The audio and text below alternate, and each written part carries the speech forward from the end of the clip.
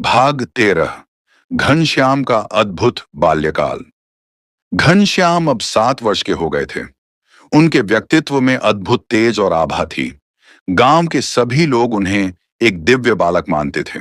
उनके हर कार्य में करुणा और ज्ञान झलकता था। गौशाला की घटना। एक दिन घनश्याम अपनी माता भक्ति देवी के साथ गौशाला गए। वहां एक गाय बीमार पड़ी थी। उसने कई दिनों से भोजन नहीं किया था और बहुत कमजोर हो गई थी।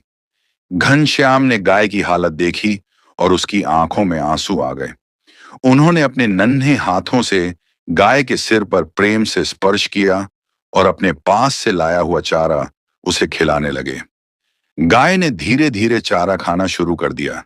सभी ने देखा कि गाय में चमत्कारिक रूप से शक्ति लौटने लगी। यह देखकर गांव के लोग उनकी जय जयकार करने लगे। बच्चों के साथ खेल। घनश्याम अपने मित्रों के साथ खेलते समय भी हमेशा कुछ न कुछ सीखने का प्रयास करते थे। एक दिन वे अपने मित्रों के साथ नदी किनारे खेल रहे थे। उन्होंने अपने दोस्तों को बताया कि जल हमारे जीवन का आधार है और इसे व्यर्थ नहीं करना चाहिए। ज्ञान का अद्भुत प्रदर्शन। घनश्याम ने छोटी उम्र में ही धर्मशास्त्रों का गहन अध्ययन किया। एक दिन गांव के बुजुर्ग एक धार्मिक विषय पर चर्चा कर रहे थे।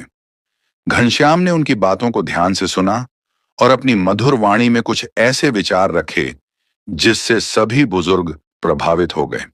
उनके विचारों में न केवल ज्ञान था बल्कि एक गहरी समझ और करुणा भी झलकती थी। सभी ने कहा, यह बालक साधारण नहीं है, इसमें ईश्वर का अवतार है।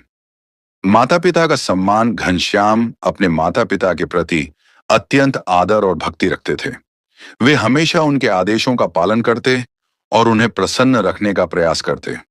उनकी यह विशेषता गांव के सभी बच्चों के लिए प्रेरणा बन गई।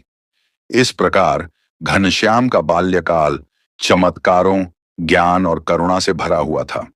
उनके गुणों के कारण वे गांव के हर व्यक्ति के प्रिय बन गए थे।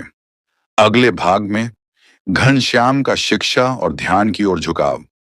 हमारी चैनल धार्मिक वीडियो क्लिप चैनल को लाइक करो, सब्सक्राइबर्स करो। जय श्री स्वामी नारायण।